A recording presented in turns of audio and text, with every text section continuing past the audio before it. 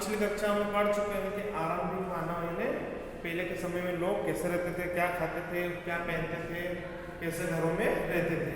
तो उसके बारे में हम आज आगे पाठ पढ़ने जा रहे हैं।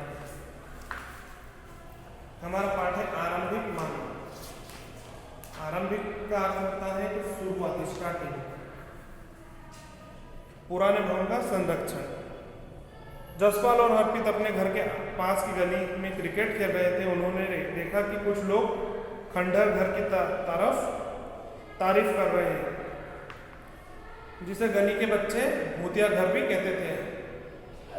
एक ने कहा, इसकी वास्तुकला को देखो, क्या आपने कहीं लकड़ी पर इतनी सुंदर नक्काशी देखी है? दूसरी महिला ने कहा, हमें मंत्री जी को पत्र लिखकर कहना चाहिए कि वह इस सुंदर घर को सुरक्षित रखने के लिए इसकी मरम्मत कराने की व्याख्या करें। यह सुनकर जसपाल और हरप्रीत सोचने लगे कि इस पुराने खंडहर से लोगों का इतना लगाव क्यों है।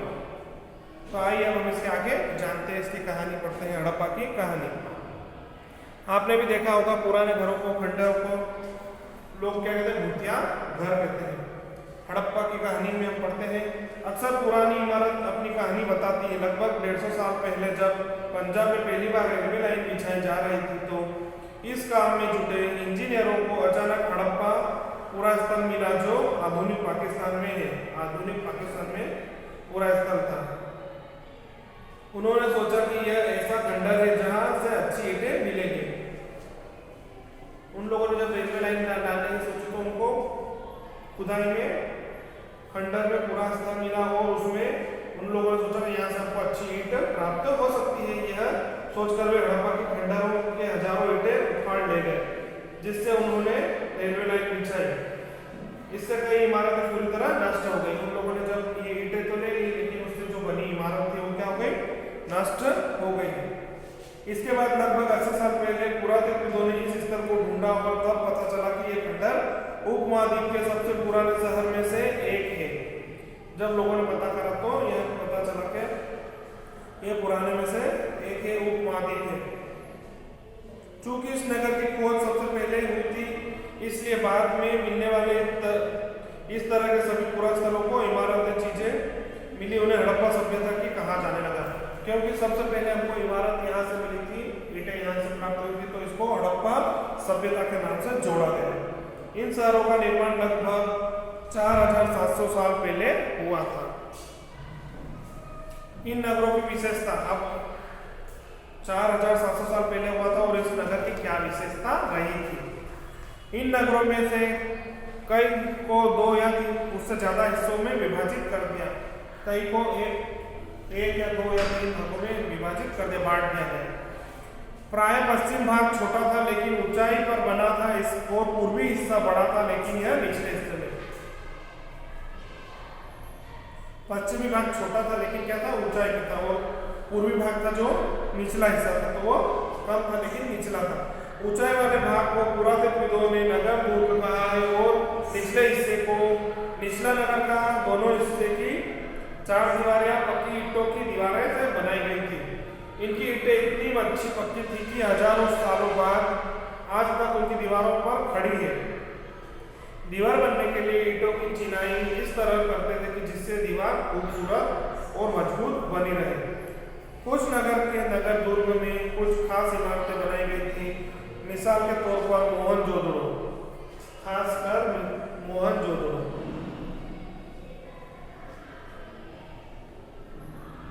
में खास तालाब बनाया गया था, जिसे पुरातत्वविदों ने महान स्थान कहा है। इस तालाब को बनाने में ईंटों और प्लास्टर का इस्तेमाल किया गया था। इसमें पानी का रिसाव रोकने के लिए प्लास्टर के ऊपर चारकोल की परत चढ़ाई गई थी। इस सरोवर में 2 तरफ से उतरने के लिए सीढ़ियां बनाई गई थी।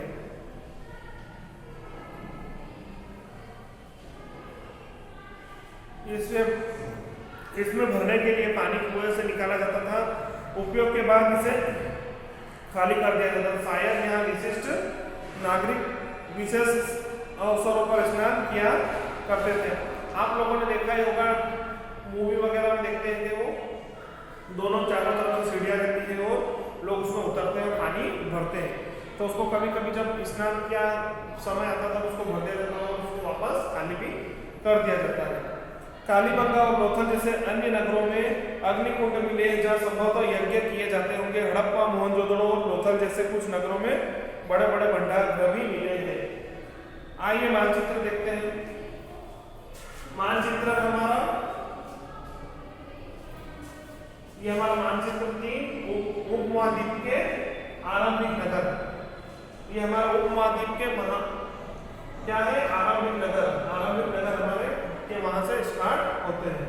तो सबसे पहले हमारा आता है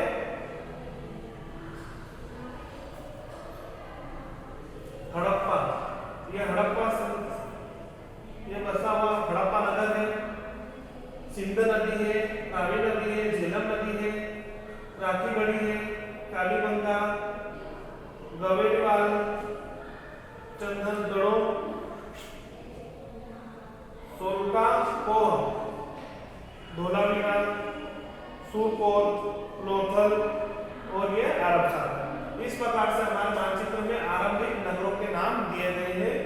तो इस प्रकार से आरंभ होते होते होते होते ये हमारा नगर बढ़ते गए स्टार्टिंग। अब हम आते हैं महान स्नान सागर। देखो इस प्रकार से हमारा महान स्नान सागर है जिसे समय समय पर खाली कर दिया जाता और विशेष अवसरों पर इसे भर के स्नान किया जाता था। आप सभी के पास किताब है तो किताब में आप इसको देख सकते हैं। हमारे अतीत का हड़प्पा नगरों में ईंटों की चिनाई इस प्रकार से हमारी चिनाई की जाती थी। भवन, नाले और सड़कें। इन नगरों में घर आमतौर पर 1 या 2 मंजिल के होते थे। खास तौर पर 1 मंजिल का या 2 मंजिल के घर होते थे। घर के आंगन में चारों ओर कमरे बनाए जाते थे। अधिकांश घरों में एक अलग स्नान गृह होता था और कुछ घरों में कुएं भी होते थे। पहले के समय में लोग घर ऐसे बनाते थे, आंगन के चारों ओर रूम होते थे और स्नान गृह भी होता था। कई नगरों में ढके हुए नाले थे। इन्हें सावधानी से सीधी लाइन में बनाया जाता था। हर नीली में हल्की ढलान होती थी ताकि पानी आसानी से बह जाए। इस प्रकार से बनाया जाता था ताकि ढलान के पानी अगर बहे तो सीधे उसका मार्ग पकड़ ले, जो बाद में बड़े नालों में मिल जाता था। नालों के ढके होने के कारण इनमें जगह जगह पर मेन होल बनाए जाते थे जिनके जरिए इनकी देखभाल और सफाई की जा सके। आपने भी देखा होगा नालियों की सफाई करने के लिए चेंबर बनाए जाते हैं और उसको खोल के वहां से सफाई कर दी जाती है। तो इस प्रकार से बनाए जाते थे। यहाँ पर वर्णित घरों और पिछले अध्याय में वर्णित घरों में तुम्हें अंतर दिखाई देता होगा। पहले भी हमने पढ़ चुके हैं और अभी भी हम पढ़ रहे थे, उसमें कोई अंतर तुमको नजर आता होगा। अब नगरीय जीवन। हड़प्पा नगर का नगरीय जीवन मतलब जीवन कैसा चलता था। सबसे ऊपर मोहनजोदड़ो की एक सड़क हो, उसमें बना नाला है। मोहनजोदड़ो की सड़क है, उसके ऊपर एक नाला है। बाईं ओर नीचे हड़प्पा की एक मुहर है। इस मुहर के ऊपर के चिन्ह एक खास लिपि है। ये लिपि है कि बोली जाती है। इस मोहर के ऊपर चिन्ह एक खास लिपि है। उपमहाद्वीप में पाए गए लेखन का यह प्राचीनतम उदाहरण है। विद्वानों ने इसे पढ़ने की कोशिश की लेकिन अभी तक यह पता नहीं चल पाया कि इसका अर्थ क्या है। दाईं ओर नीचे पक्की मिट्टी के खिलौने हैं। ये पक्की मिट्टी के खिलौने हैं और इसमें मोहर में क्या लिखा गया है ये आज तक कोई जान नहीं पाया कि इसका अर्थ क्या है। हड़प्पा के नगरों में बड़ी हलचल रहा करती होगी। यहाँ पर ऐसे लोग भी रहते होंगे जो नगर की खास इमारतें बनाने की योजना में जुटे थे। यह संभव तो यहाँ के शासक ने यह भी संभव है कि ये शासक लोगों को भेजकर दूर दूर से धातु, बहुमूल्य पत्थर और अन्य उपयोगी चीजें मंगवाते थे। शायद शासक लोग खूबसूरत मनकों तथा सोने चांदी से बने आभूषणों जैसी कीमती चीजों को अपने पास रखते होंगे। इन नगरों में लिपि भी होते थे जो मोहरों पर लिखते थे और शायद अन्य चीजों पर भी लिखते होंगे जो बच नहीं पाई। आज भी हमको अभी ये प्राप्त नहीं हो सकती। अभी सब क्या हुई है, खत्म। कुछ कुछ चीजें संग्रहालय में अभी भी संभाल कर रखी गई है।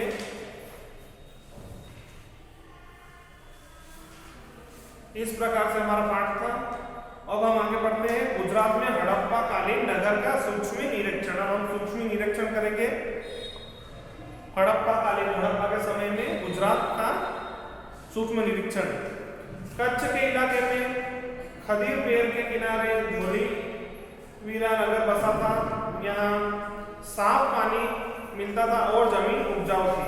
जहां हड़प्पा सभ्यता के कई नगर 2 भागों में विभक्त थे, वहीं धोलावीरा नगर को 3 भागों में बांटा गया था। इसके हर हिस्से को चारों ओर पत्थरों की ऊंची ऊंची दीवार बनाई गई। इसके अंदर जाने के लिए बड़े बड़े प्रवेश द्वार भी बनाए गए। इसको चारों ओर से पत्थर से बनाई गई ऊंची ऊंची दीवार बनाई और इसके प्रवेश द्वार को भी अच्छा बड़ा बनाया गया। इस नगर में एक खुला मैदान भी रखा गया जहां सार्वजनिक कार्यक्रम आयोजित हो सके, मतलब सार्वजनिक जो सभी लोगों को मिलकर एक साथ वहां पे कार्यक्रम इकट्ठे करके वहां पे हो सके, बड़ा मैदान बना दिया। यहाँ मिले कुछ अवशेषों में हड़प्पा लिपि के बड़े बड़े अक्षरों को पत्थरों में खुदा पाया गया है। इन अभिलेखों को संभवतः लकड़ी में जड़ा गया था। यह एक अनोखा अवशेष है क्योंकि आमतौर पर हड़प्पा के लेख मुहर जैसी छोटी वस्तुओं पर पाए जाते थे। गुजरात की खंभात की खाड़ी मिलने वाली साबरमती की एक उप नदी के किनारे बसा लोथल नगर ऐसे स्थान पर बसा जहाँ कीमती पत्थर जैसे कच्चा माल आसानी से मिल जाता है। यह पत्थर शंखों और धातुओं से बनाई गई चीजों का एक महत्वपूर्ण केंद्र है। इस नगर में एक भंडार गृह था। इस भंडार गृह के कई मोहरे मुद्रांकन या मोहरबंदी गीली मिट्टी पर दबाने से बनी उनकी छाप मिलती है। यहाँ पर तालाब लोथल का बंदरगाह रहा होगा जहाँ समुद्र के किनारे आने वाले नाविक रुकते हैं। संभवतः यहाँ पर माल चढ़ाया उतारा जाता होगा। इस प्रकार से ये कहाँ बना है? समुद्र के पास। अब मुद्रा मुहर और मुद्रांकन का मुहरी बंद, मतलब इसका अर्थ क्या होता है? अगर आप मोहरों का प्रयोग सामान से भरे उन डिब्बों थैलों को चिन्हित करने के लिए किया जाता है जिन्हें एक जगह से दूसरी जगह भेजा जाता था। जैसे हम कुछ सामान किसी से बुलवाए अपने बाहर से और हम वहां से ला रहे हैं, तो उस बीच में अगर कुछ किसी ने उसको छेड़छाड़ में खोला है तो उसका हमको पता किस प्रकार से चलेगा? मोहर लगाने से। थैले को बंद करने के बाद उनके मुहानों पर गीली मिट्टी पोत कर उन पर मोहर लगाई जाती थी। मोहर की छाप को मुहबंदी भी कहते हैं। आपने देखा होगा हम कुछ सामान मंगाते हैं तो पैक करके आता है, तो उसके सिराने पे क्या हो जाता है? पैक अच्छी तरह पैक कर दिया जाता है जिससे हमको पता चल सके कि ये पैक हुआ और हमने ही इसे खोला है। अगर यह छाप टूटी हुई होती है तो यह साबित हो जाता है कि सामान के साथ छेड़छाड़ हुई है। अगर वो पीली मिट्टी से छाप लगाते हैं और उसमें अगर कुछ लगता है कि यहाँ से खरोच है या निकला है गारा मिट्टी, तो हमको पता चल जाता है कि इसको खोला गया है और इससे हमारा सामान अदला बदला किया गया है। इस प्रकार से अगले पार्ट में हम पढ़ेंगे क्या बताती है हमारी किताबें और कब्रें। तो आज का हमारा ये पाठ था, यहीं पे हमारा पाठ समाप्त होता है। अब हम इसके क्वेश्चन का आंसर पीडीएफ के माध्यम से करेंगे। धन्यवाद।